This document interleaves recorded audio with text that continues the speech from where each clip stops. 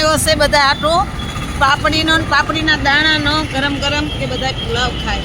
તમે અહીં એટલામાં રહેતા હો તો તમે પણ કાંઈ નવી લાવીને આ ગરીબ માણસને ખવડાવો. અમારે કોઈ નથી મીડિયામાં ઓલામાં કાંઈ કોઈનું લેવું નથી, પણ અમે એક જ કહીશ કે તમને ભગવાને દીધો હોય ત્યાં આવીને ખવડાવો બધા.